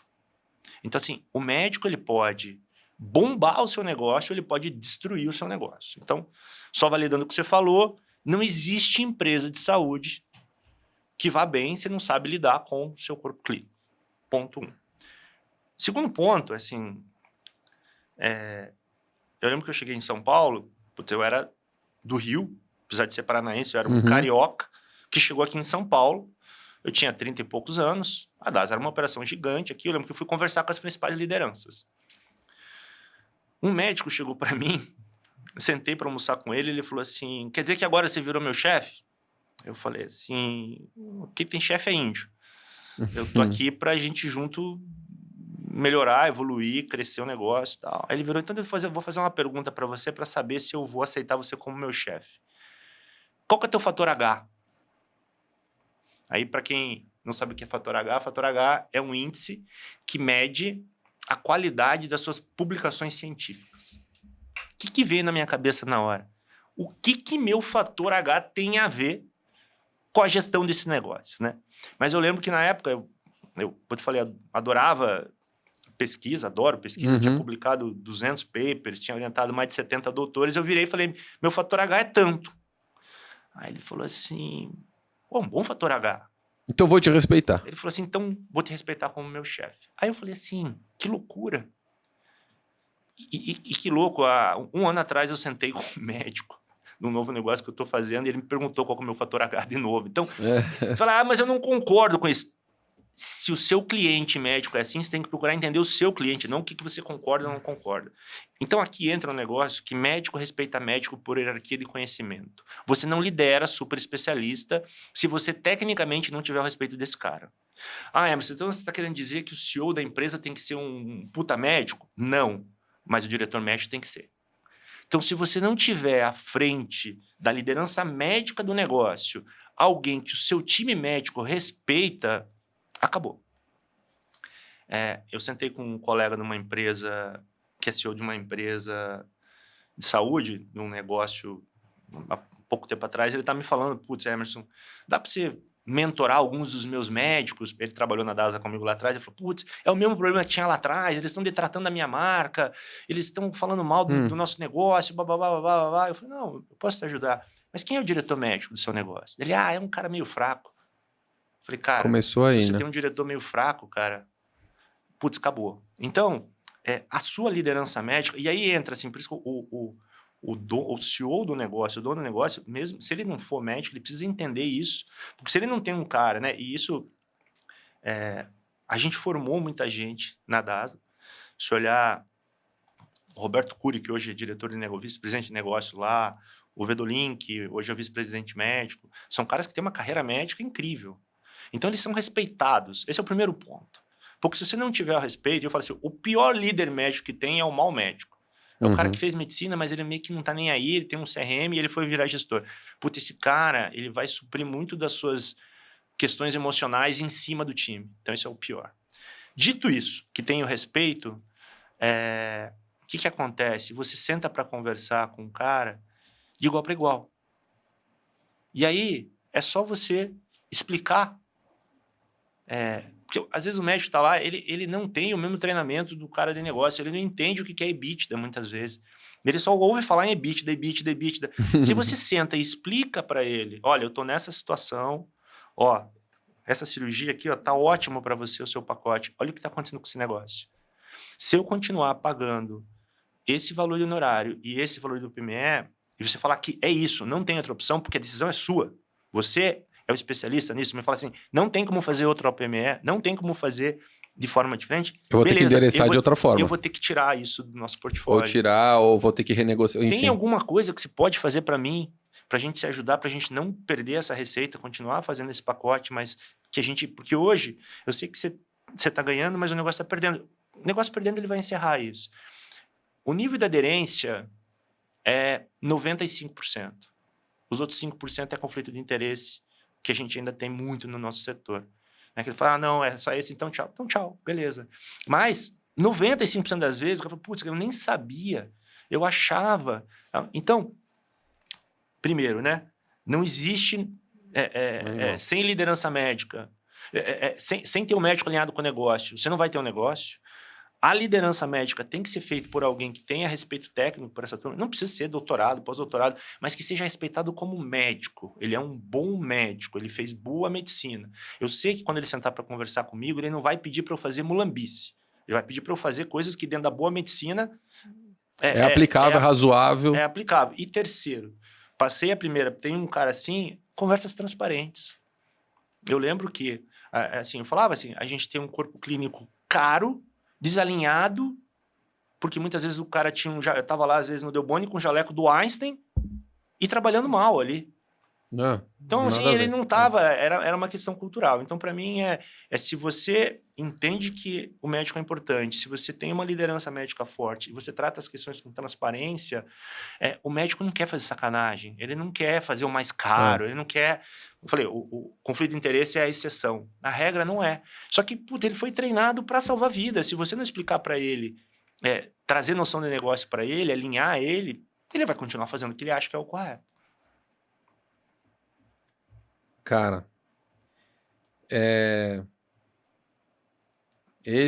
Posso te falar uma coisa? Pode. Dali para frente, na DASA, a gente criou o Alta, os melhores médicos de imagem de São Paulo, referência técnica em São Paulo. O NPS médico, a gente começou a medir, bombou. O Delboni passou a ser uma das marcas que mais crescia, porque eu só precisava reduzir a detração, não precisava nem ter indicação, só reduzir a detração. O custo médico caiu e a margem subiu.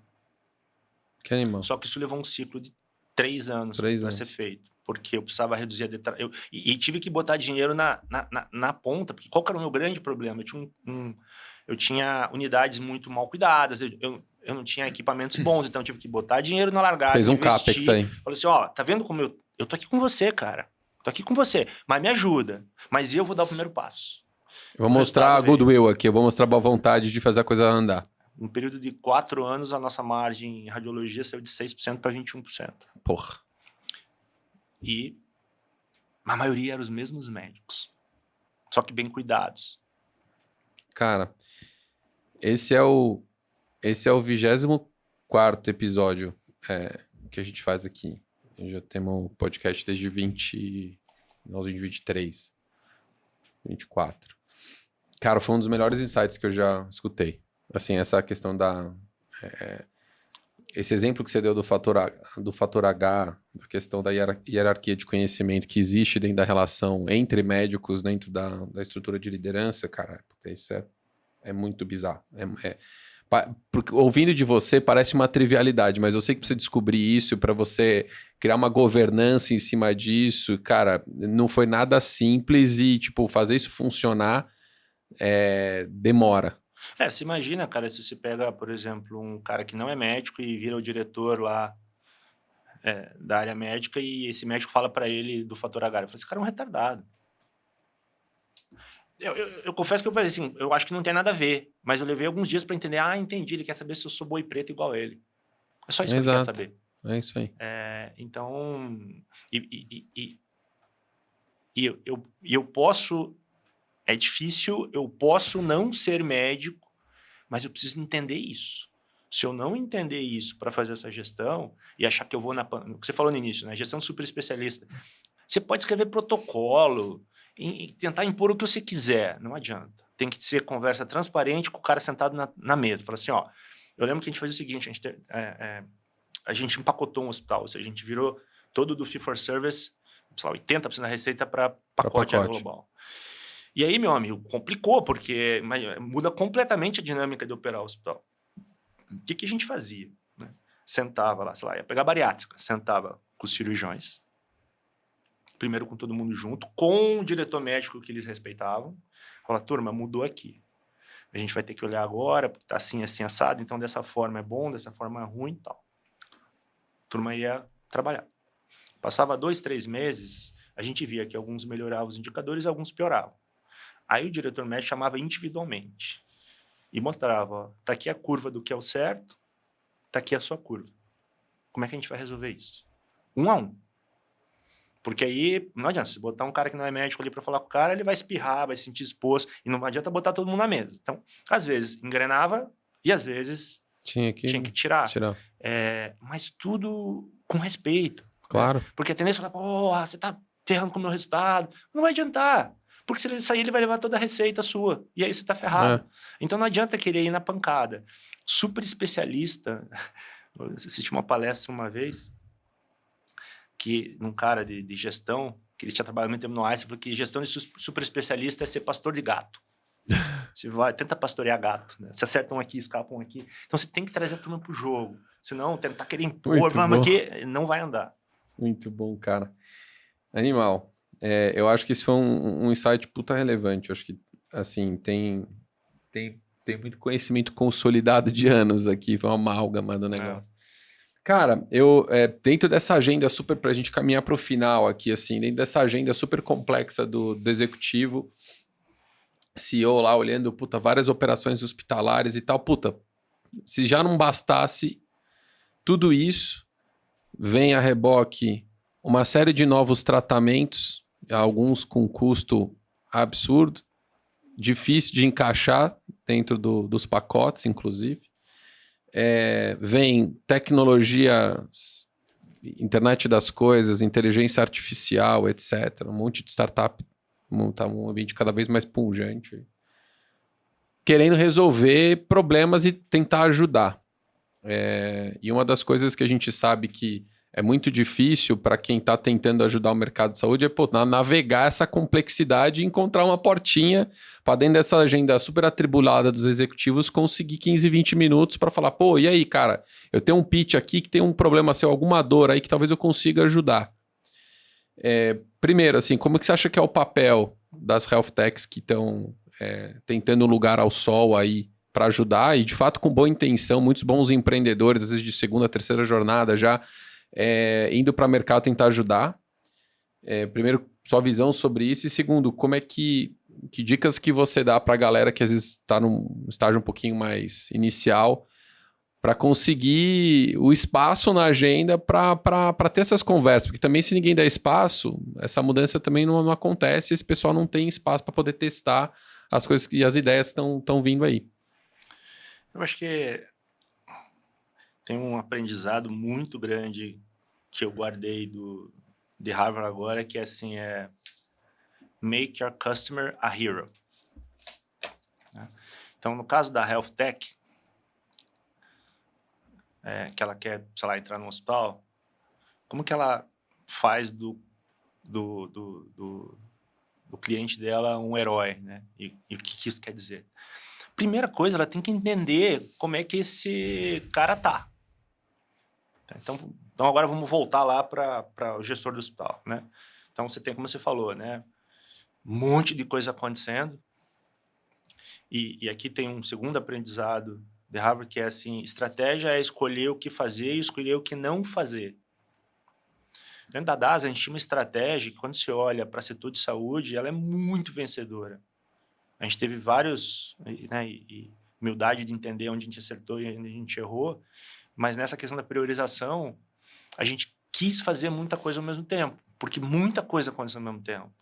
Putz, a gente entrou no DTC com a Genera, a gente fez a aquisição da Genera, a gente montou a GeneOne, porque genética era uma coisa muito forte, a gente traz hospitais, a gente faz o NAVE.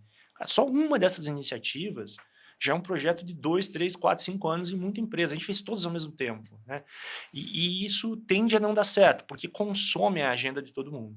Então, o aprendizado disso, para mim, eu tô lá como CEO de uma rede de hospitais. Eu tenho que olhar tudo que eu tenho de problema e que pode está me machucando, como, por exemplo, um ciclo da receita. Putz, isso aqui é dor. Qualquer diretor do hospital que você falar hoje, qual que é a sua dor número 1? O ciclo da receita. Todos, 100%. Então, putz, isso aqui é um problema para o cara. E eu tenho que olhar também questões que pode ser inovação para eu continuar. Porque se eu ficar só resolvendo aqui o incêndio lá do ciclo da receita, eu morro ali na frente, porque eu não inovei, eu não criei novos produtos. Então, tem que ser meio ambidestro. Eu tenho que equilibrar isso aqui. E aí, obviamente, que eu não consigo lidar com tantas coisas, eu decido quais são as principais, e aí eu trago time. Né? Então, na DASA, quando eu entrei nos hospitais, a gente tinha uma questão operacional muito desafiadora, porque era essa fusão, e junto com a aquisição de 10 hospitais num período de praticamente 1 ano. Então, tinha uma questão operacional grave aqui para ser resolvida, essa integração, e tinha uma questão estratégica também. Então, eu trouxe o Paulo Chap para me ajudar na estratégia, e o Luiz Sérgio, que é um dos caras que mais entende de hospital no Brasil, para me ajudar como CEO. Então, precisava equilibrar. Eu preciso de ajuda aqui até para eu me folgar um pouco, para olhar para onde que a gente está acontecendo. Então, aí eu vou te dar um exemplo, né? Eu estou com um resultado super desafiador, eu estou com uma questão grave de ciclo da receita, eu estou com o custo de enfermagem que vai bombar nos próximos anos por conta daquela lei, isso é uma prioridade para mim, eu estou olhando, essas são prioridades. Aí eu lembro que chegou uma empresa e falou, putz, os caras têm a enfermeira digital. Falei, opa, isso me chama atenção. Porque se o cara chegar e falar assim, eu tenho um negócio aqui de lixo hospitalar, eu não vou nem conversar. Se o CEO do negócio dedica tempo a uma coisa que não é prioridade dele, ele está jogando tempo fora, que ele devia estar olhando o ciclo da receita. Então, beleza. Chamamos lá a empresa da enfermeira digital.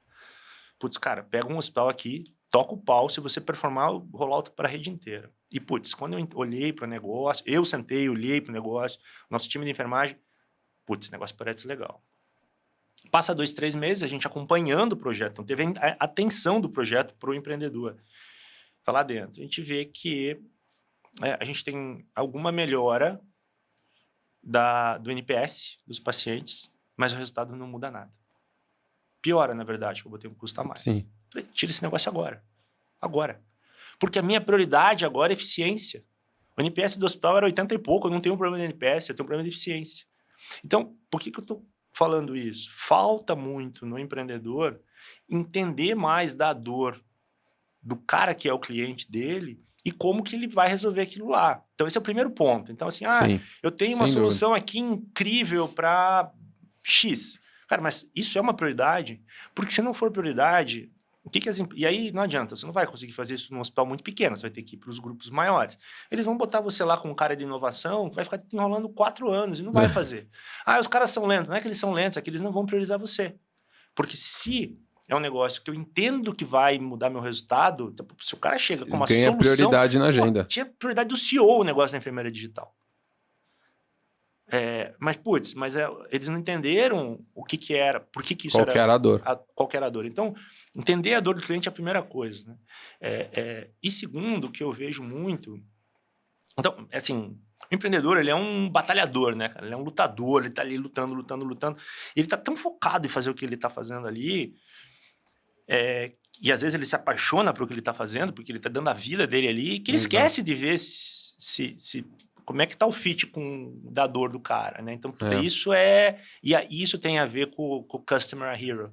Porque o Customer, ele vai ficar hero quando você tá ajudando ele. Pô, já imaginou se os caras me entregam a enfermeira digital e no momento que eu vou tomar uma pancada de centenas de milhões de aumento de custo em enfermagem, eu tenho uma digitalização ali que mitiga isso aqui? Pô.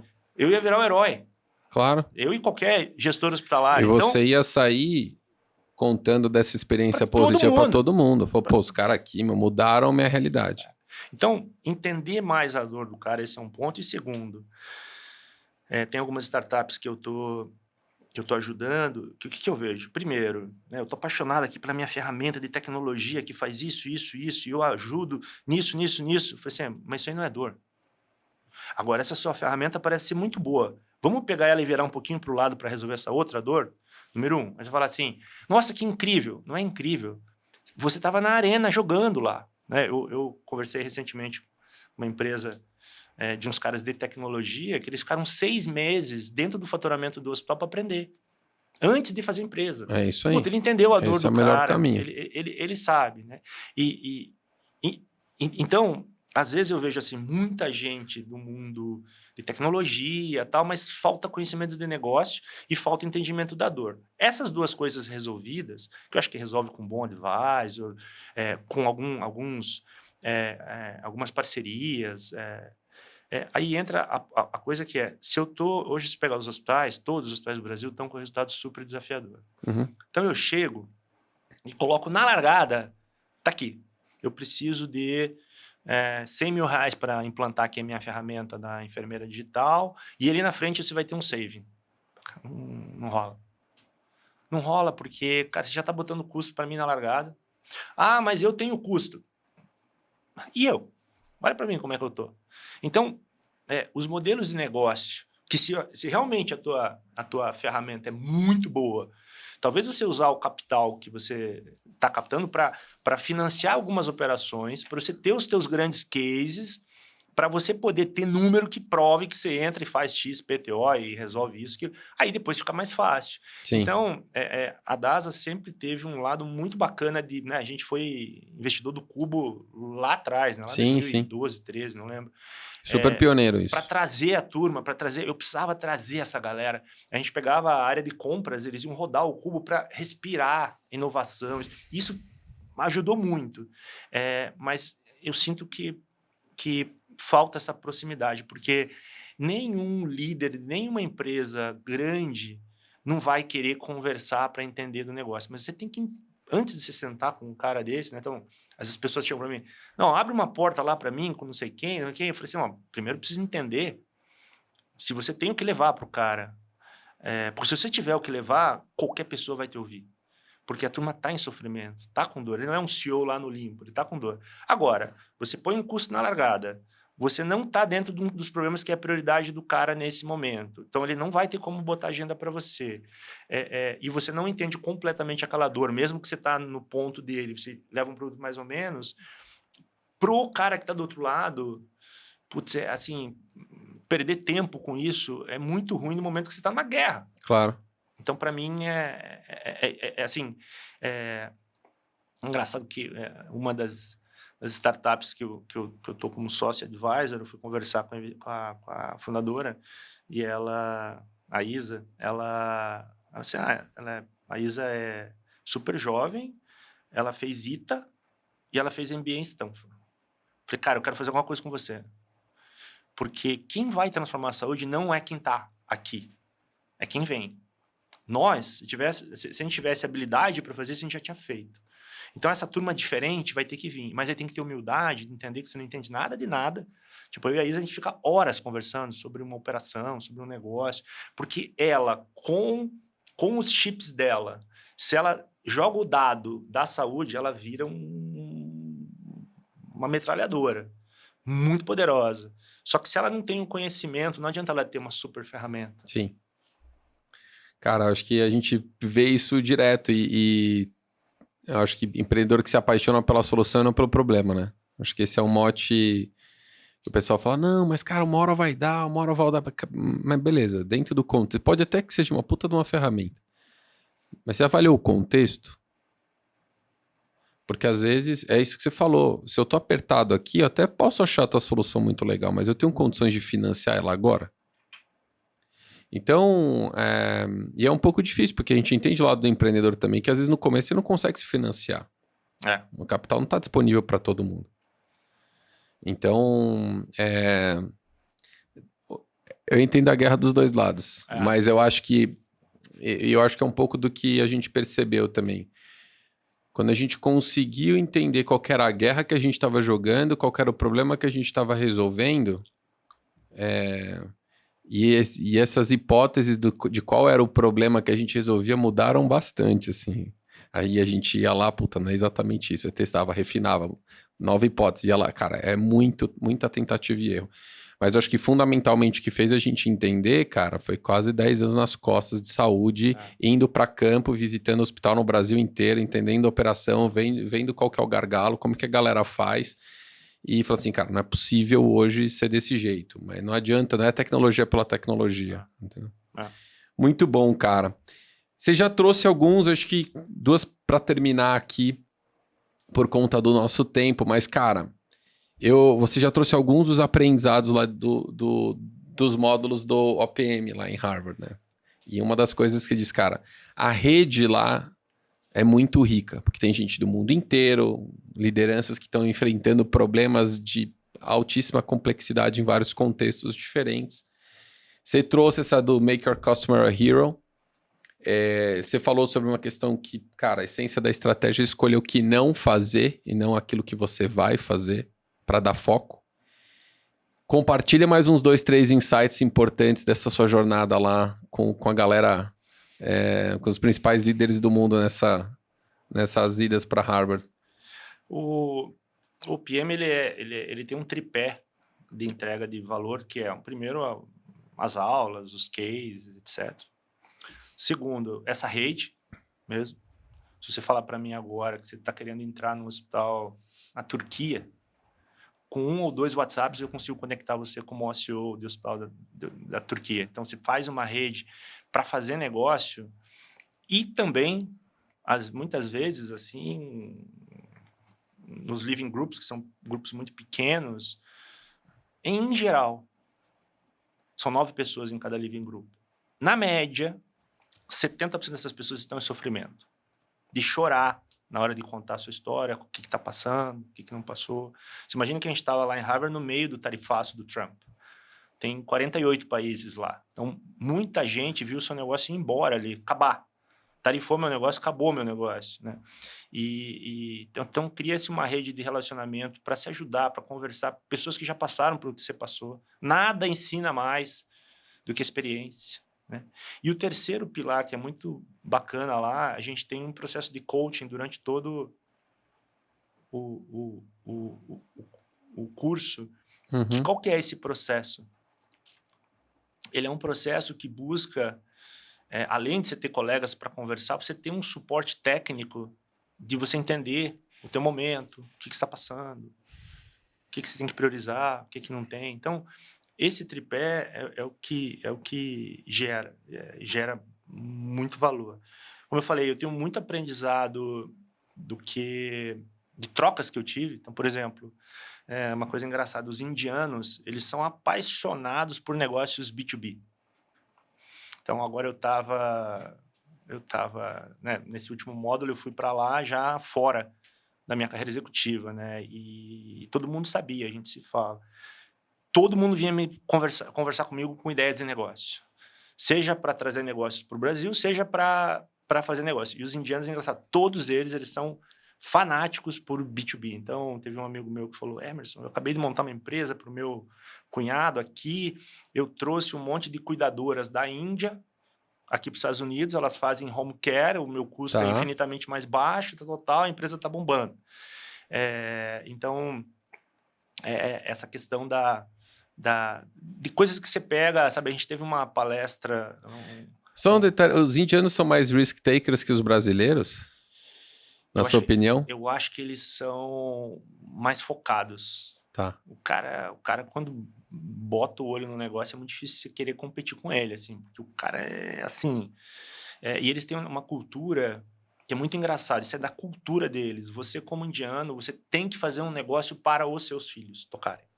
Então, não, eu vou fazer um negócio, vender... Para eles, vender o negócio é uma heresia. Tipo assim, eu tenho que fazer um negócio para passar para o... legado, geração. Dos living groups, eu tinha 3 indianos comigo. E um deles estava passando por um conflito com o irmão dele, no negócio que eles tinham, que veio do pai. E ele estava preocupado porque ele tocava, o irmão não tocava, ia passar para os filhos. E ele estava muito preocupado com isso. E eu virei para ele assim e falei assim... Esquece isso, cara. Vende o negócio. O negócio tá bom? Não, tá bom, mas eles vão acabar com o meu negócio. Vende! E distribui. Os 3 vieram para cima de mim. Você tá maluco. Na Índia a gente não faz isso, né? A gente faz um negócio B2B. Mas quando eu olho para aprendizados, cara, eu acho que na nossa formatura eles projetaram um slide lá que é sobre cada professor colocou uma frase para, tipo assim, não esqueça isso, né? E tinham várias, mas teve 4 que me chamaram mais atenção. Já falei do Make Our Customer a Hero, sempre ter essa visão, qual que é a dor do cara, como é que eu ajudo ele, super importante. A segunda, que eu falei, estratégia, é escolher o que fazer, escolher o que não fazer. Tipo, durante o curso e pós o curso, a gente tem acesso aos professores, então eu posso ligar, agendar meia hora de call, de vídeo com um professor de estratégia. E lá a gente faz isso, né? E eu lembro que eu estava mostrando um negócio lá para ele, assim, sentado com o professor de estratégia de Harvard, assim, ele falava assim, ele me ouvia, falava, não, tem isso aqui, tem um ecossistema aqui dele, assim, Emerson. Pega uma dessas bolinhas que você está colocando aqui e foca nela e faz ela. Não tenta abrir. E eu tenho um amigo que foi meu colega do último Living Group, que ele tem um negócio aqui no Brasil muito grande, cresceu durante o OPM, e ele falou, cara, o professor bateu para eu não abrir um outro braço no negócio. Eu tive que bater com os meus sócios, não abrir, eu falei, se eu tivesse aberto, eu tinha me ferrado. Né? Então, essa questão. A outra coisa que já é mais antiga essa, mas puta, tem que estar tatuada no braço para não esquecer, né? Que ele fala assim, first cash, second profit. Que talvez, mais antigamente, cash is king. Né? Empresa que não cuida do caixa está sob risco. Ainda mais num país como o Brasil, de estabilidade política e econômica, que passa por altos e baixos. Então, o caixa é muito importante. E o terceiro aprendizado, para mim, né, eu comecei o PM início de 23. 23 foi um ano que a gente vinha no mercado, o mercado ainda 22, né? Estava saindo da pandemia, estava começando a ter alguma melhora. E, de repente, eu começo em 23, então foi 23, 24, 25. No meio disso, o mundo virou de ponta cabeça. E eu sempre acreditei que o líder é um cara que serve.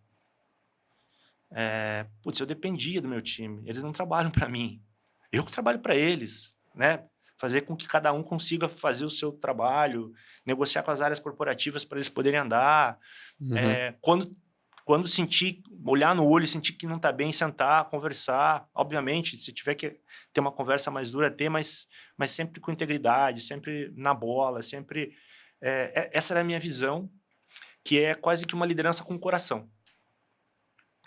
Que não significa não focar em resultado, não entregar resultado, tem que ser os dois.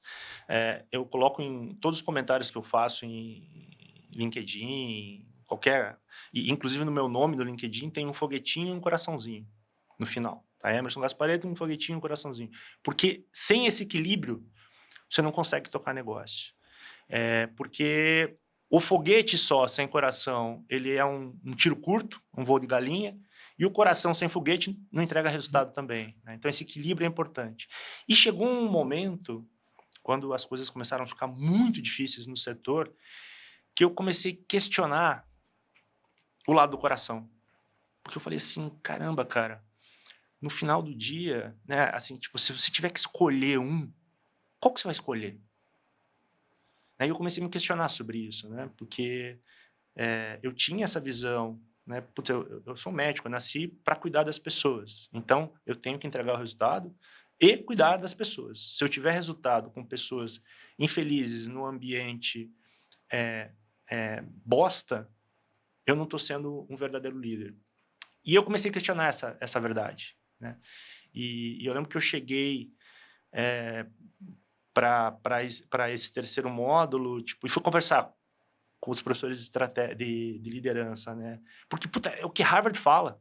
Tudo bem, é academia, mundo real, mas e nos momentos que o bicho pega, como é que você faz para equilibrar isso, né? E um aprendizado, assim, é sim, o líder de verdade é um líder de coração, o líder que bate na mesa, que desrespeita as pessoas, ele não tem vida longa, ele pode entregar resultado, mas ele não tem vida longa, porque ele perde o time, e a hora que você perde o time, você não tem. Obviamente, né?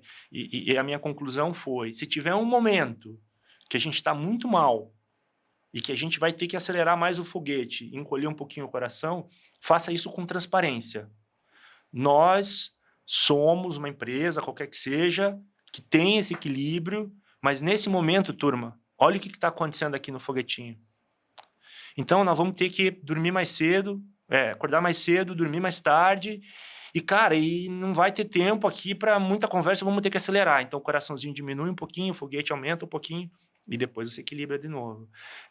E ver que isso, em estudos de centenas de empresas, tipo, os caras mostram lá casos do líder mais para cá, puta, dá certo no curto prazo, né? Eles mostram o case da Disney, né? Que tem ups and downs.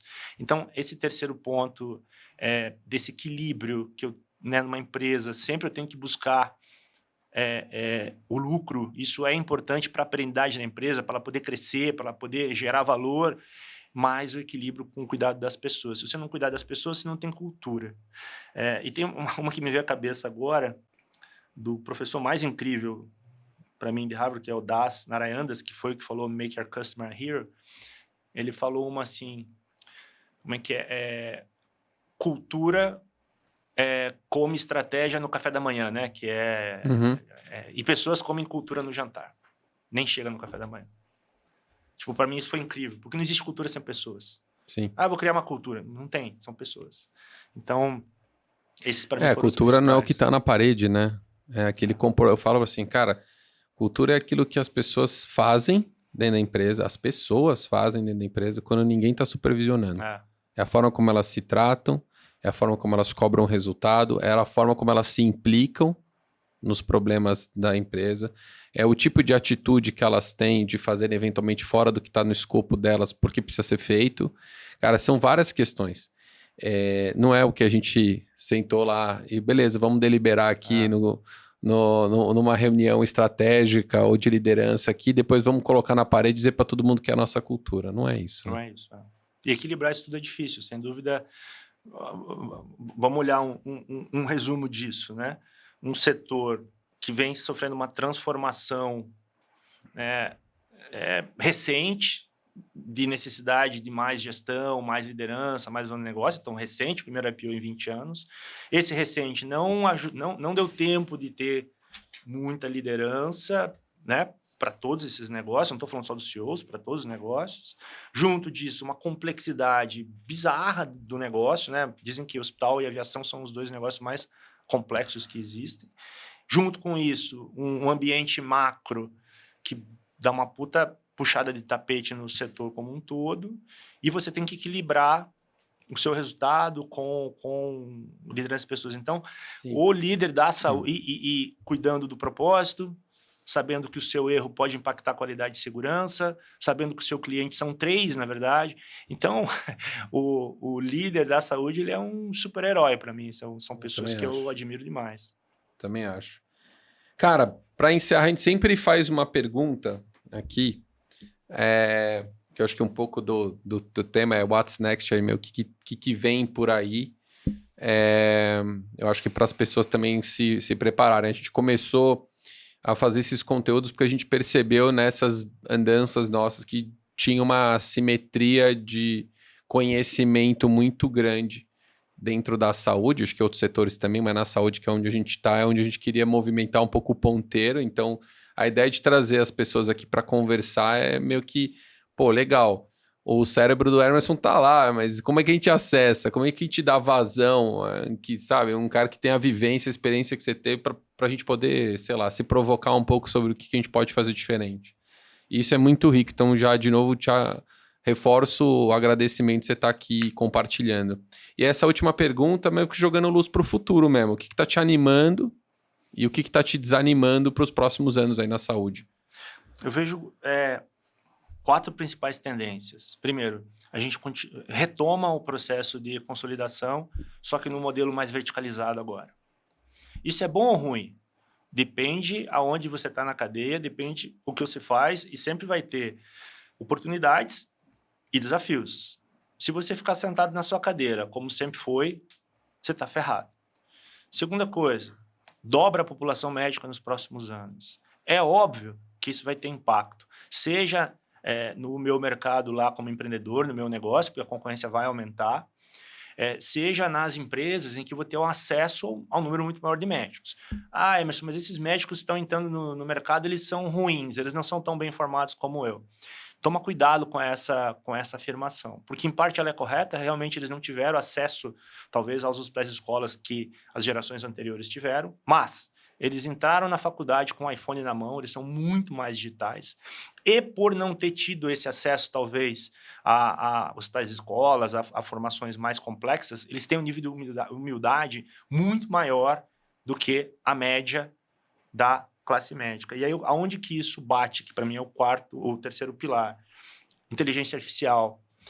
Esses caras são muito mais adaptados ao uso da inteligência artificial. Eles sabem usar muito mais do que... Então, isso é uma tendência. E inteligência artificial, até botei uma enquete no meu Instagram essa semana, que a gente mostrou lá, que o New York Times mostrou de um estudo duplo cego, feito com IA e tal, e que não sei o quê, que salva a vida, blá, blá, blá. Aí eu falei, aonde que você acha que vai ter mais impacto IA na saúde? Primeiro, impacto clínico, diagnóstico e tratamento. Segundo, aumento da receita. Terceiro, aumento de custo. Metade falou que era impacto clínico, eu não concordo. Redução, vai ter muito... redução de despesa. O que consegue se fazer hoje, daqui a 10, 5 anos, não dá mais para pensar o mundo em 10 anos, mas hoje, até nos próximos 3 anos, o tamanho do impacto da eficiência que isso tem é muito grande. Agora, 90% do que eu ouço de IA ainda em saúde, não é IA. É inteligência de dados, é uma coisa que é um passo antes. Então, esse para mim é o terceiro ponto. Então, consolida e verticaliza, aumenta a oferta de médicos, isso gera uma competição, vai ficar mais difícil para a classe médica, quem não se diferenciar vai ficar para trás. Terceiro, inteligência artificial especificamente. Tem um monte de inovação, tem, mas essa é a que transforma. E quarto, para mim, o paciente passou a olhar para o seu bem-estar. O que cresce na saúde hoje? Nutrologia, bem-estar, dermatologia, plástica, transplante capilar, longevidade. Então, se a gente não olhar para isso, para esse mercado, é o mercado que cresce hoje. Sim. Se olhar o crescimento das empresas de saúde hoje no Brasil versus o crescimento desses negócios relacionados a bem-estar, ele é totalmente diferente. Então, quando eu olho essas 4 tendências, são tendências. O que disso aqui é bom ou ruim? Depende.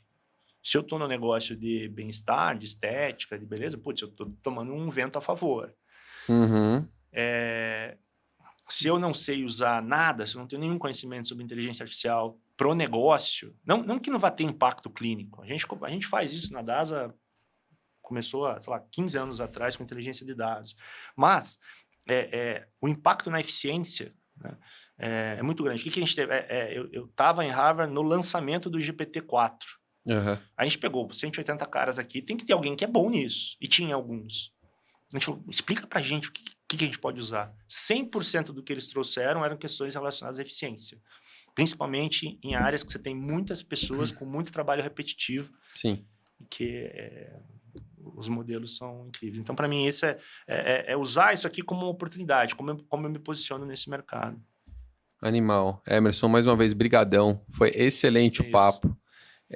Galera, fiquem de olho aí, porque esse conteúdo vai, acho que, estourar um pouco a cabeça de vocês em relação, acho que, à perspectiva de liderança e de gestão em saúde. Eu acho que com uma das melhores mentes aí do setor. Emerson, obrigado mais uma vez. Valeu.